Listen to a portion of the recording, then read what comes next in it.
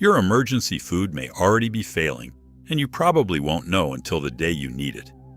Imagine the power goes out on a Friday night. Stores close early, elevators stop, deliveries disappear. And by Sunday, you finally open the food you've been saving for months. The crackers are stale. The rice smells wrong. Insects got into the flour. Several cans are rusting. And the food you thought would protect you has been slowly deteriorating inside your own apartment. Not because you bought the wrong food, because you stored it in the wrong place. That single mistake can quietly destroy hundreds of dollars of emergency supplies before the emergency even begins. And renters are especially vulnerable because apartments have heat, humidity, plumbing, limited ventilation, pests from neighboring units, and almost no dedicated storage space. There are 6 things that slowly destroy stored food: heat, moisture, oxygen, light, pests, and time. Today, we're going through all 6, but the most dangerous one is also the one apartment renters underestimate the most. That first enemy is heat. And heat is dangerous because it usually doesn't leave obvious evidence. You can look at a sealed package and assume everything is fine, while the food inside is slowly losing quality. Oils become rancid. Vitamins degrade. Packaging ages. Flavor changes. Texture changes. And the hotter the storage area gets, the faster these problems can develop. This is why one of the worst places to keep emergency food is often the most obvious place: the kitchen. The cabinet over your stove may be convenient, but every time you cook, that space warms up. A cabinet next to an oven can experience repeated temperature swings. The top shelf of a pantry near an exterior wall may get much hotter in the afternoon than the room around it. And remember, heat rises. That means a high shelf can be several degrees warmer than a lower storage area. Here's your first practical win. Before buying any more emergency food, walk through your apartment and identify the coolest, darkest, most temperature-stable area you have. In many apartments, that might be the bottom of an interior closet. It might be under a bed. It could be inside a hallway cabinet, away from plumbing and exterior walls. Your best emergency pantry may not look like a pantry at all. That's okay. You're not designing a kitchen for a magazine. You're building a survival system. If this is the kind of practical, renter-focused prepping you want more of, subscribe. Because apartment survival requires a very different strategy from suburban prepping. And tell me in the comments, where are you currently storing most of your emergency food? Kitchen cabinet, closet, under the bed, or somewhere else? The second enemy is moisture, and this one can destroy food much faster. Apartments are full of water lines. Kitchens, bathrooms, washing machines, water heaters, HVAC systems, and neighbors living above you all create potential leak points. This is why storing food directly under the kitchen sink is a bad idea. It looks like unused space until a pipe drips for 3 days and soaks everything. Cardboard absorbs moisture. Paper labels peel off. Metal begins to corrode. Dry food can become contaminated, and the damage may start long before you notice water on the floor. The same rule applies to storing food directly against bathroom walls or near areas where condensation forms. Elevate your supplies. Even a few inches can protect food from a minor leak. If you use storage bins, choose sturdy containers with tight-fitting lids and keep them organized so you can inspect what is inside without dismantling your entire apartment. The third enemy is oxygen. This matters most with dry food stored for longer periods. A bag of rice or flour from the grocery store was designed for transportation and normal household use. It was not designed to protect food for years. Oxygen slowly contributes to changes in flavor, nutrition, and quality, especially in foods containing fats. That doesn't mean every renter needs to turn their bedroom into a laboratory of long-term food preservation. It means you need to match the storage method to the time frame. If you plan to eat something within months, normal rotation may be enough. If you are deliberately storing dry staples for a much longer period, use appropriate food-grade long-term storage methods. The mistake is assuming that because food looks sealed, it is automatically protected for years. The fourth enemy is light. Light sounds harmless compared with leaks or insects, which is why people ignore it. But long-term exposure can reduce food quality and affect some nutrients, especially when products are stored in transparent packaging. This matters if you keep emergency supplies on open shelves, near windows, or on a balcony. A clear plastic container sitting in direct sunlight may look organized, but you are exposing the contents to both light and heat. Darkness is free protection. Use it. Closets, opaque bins, closed cabinets, and areas away from windows give your food one more layer of defense without taking up additional space. Then we reach the fifth enemy, pests. And renters have a disadvantage here because your apartment is not an isolated structure. You can keep your kitchen spotless and still inherit someone else's problem. Cockroaches can move through gaps around pipes. Pantry insects can spread. Rodents can travel between units. If there is a restaurant on the ground floor, a trash room down the hall, or one badly maintained apartment nearby, the entire building can become vulnerable. That is why thin plastic bags and cardboard boxes should not be your only defense. Rice, pasta, flour, oats, cereal, crackers, dry mixes, and similar foods can become targets. And if you keep all your emergency calories in one large vulnerable area, a single pest problem can destroy your entire reserve. The solution is modular storage. Do not create one giant pile of food and call it preparedness. Separate your supplies into smaller protected groups. One container might hold several days of food. Another might hold the next week. A third could contain longer-term items. If one container is compromised, you do not lose everything. This principle goes beyond food. Good apartment prepping eliminates single points of failure. One flashlight is a single point of failure. One source of water is a single point of failure.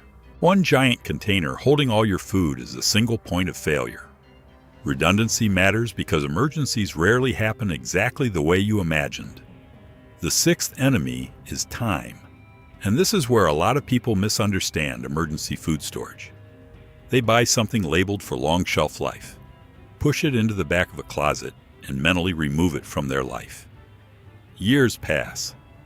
They move apartments. Seasons change. Packaging gets damaged.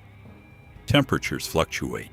The food is never inspected because it has been categorized as emergency food. Don't do that. Emergency food should be a system, not a time capsule. The easiest way to manage time is rotation. Buy foods you actually eat. Place newer items behind older items. Use the oldest food in your regular meals, then replace it. Your reserve stays fresher, you reduce waste, and you learn how to prepare the food before you are forced to depend on it. This is also why asking, "Whoa, what food lasts the longest?" is often the wrong first question. A food can theoretically last for years and still be a bad choice for you. If your family hates it, it is a bad emergency food. If it requires large amounts of water, that can become a problem. If it requires 30 minutes of cooking and your power's out, that can become a problem. If you have never prepared it before, that can become a problem. Build your apartment food supply in layers. The first layer should be familiar food you already eat. Canned beans, canned meat, tuna, peanut butter, oats, soups, shelf-stable milk, crackers, pasta, rice, fruit cups, and other foods that fit your normal diet. The second layer should include foods that require little or no cooking. The third layer can include longer-term emergency foods designed for extended disruptions. Familiar food first. Specialized food second. Now calculate your supply by days, not by random quantities. Start with 3 days. Once you can comfortably feed everyone in your home for 3 days, build towards 7, then 14. After that, consider 30. This prevents a common mistake where someone owns 40 cans of food, but has no idea whether those cans actually provide enough calories for a week. Vegetables are useful, but 10 cans of green beans are not a complete survival plan. Calories matter. Protein matters. Carbohydrates matter. Fats matter. And so does morale. During a stressful emergency, familiar food can have real psychological value. You also need to match your food to your cooking options. If every meal in your emergency plan requires an electric stove, then your food supply depends on the electrical grid. That is not a resilient system. Some of your stored food should be edible without cooking. Some should require minimal preparation. Dry rice and beans are inexpensive and compact, but they require water and energy. Canned food takes up more space and weighs more, but it is often ready to eat and contains some liquid. There is no perfect category. The strength comes from balance. And before we get into what happens when the blackout actually starts, this is where the right equipment can remove a lot of uncertainty. You don't need to guess what works. I've put together a list of the exact gear I trust for apartment living in the description below. Whether you need to secure clean water, get emergency lighting, build your core survival kit, feed your family, or even learn 25 off-grid projects, check the links in the pinned comment and description. You don't have to buy everything today, but you need to start.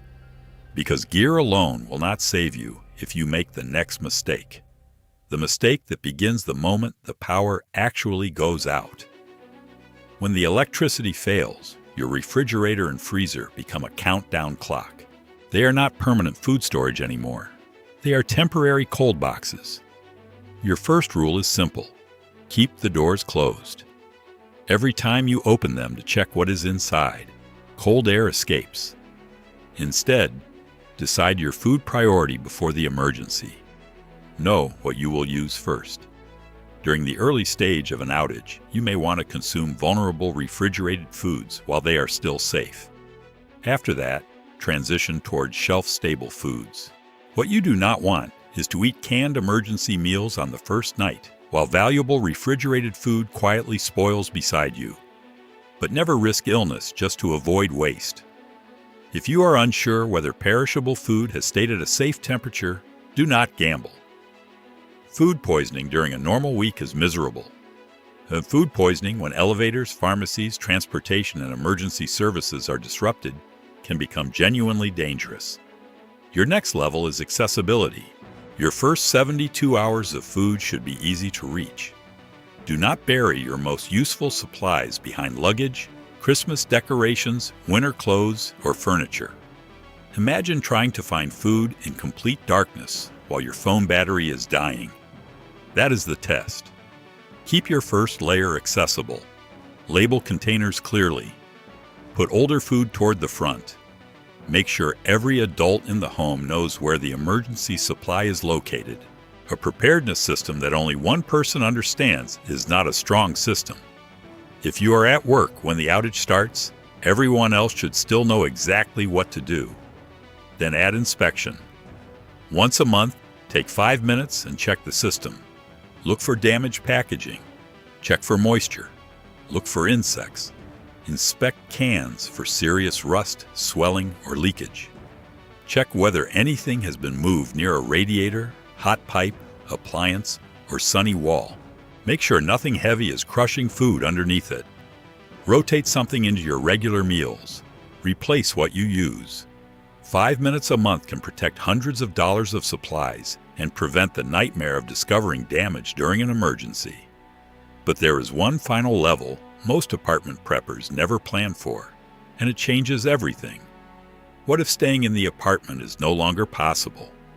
Renters need to prepare not only to shelter in place, but also to leave. A building fire, structural damage, gas leak, flooding, security threat, or official evacuation can turn your carefully stocked apartment into a place you cannot enter. If all 30 days of your food are stored in heavy bins that require 2 people to move, you may have a lot of food and still walk away with none of it. That is why part of your food supply needs to be portable, not all of it. You are not carrying a month of canned food down 12 flights of stairs. But you should have a compact evacuation layer with calorie-dense food that requires little or no preparation. Enough to support you while you relocate, reach family, get to a shelter, or figure out your next move. Keep it where you can grab it quickly. Apartment preparedness always needs two answers. What do I do if I have to stay? And what do I take if I have to go? That is the food storage mistake that ruins everything. Believing that buying emergency food is the same thing as protecting emergency food. It isn't. Heat, moisture, oxygen, light, pests, and time are working against your supply long before the lights go out. Your job is to make that process as slow and controlled as possible. Find the coolest stable space in your apartment. Keep food dry and elevated. Protect vulnerable packages. Rotate what you eat. Build your supply by days. Keep your first 72 hours accessible. And maintain a portable layer in case you are forced to leave. You do not need a basement, a bunker, or thousands of dollars in survival gear. You need a system that still works when the systems around you stop working. Check the preparedness resources in the description and pinned comment. Fix your biggest weakness first and build from there. Because the worst time to discover your emergency food was stored incorrectly is the moment you finally need to eat it.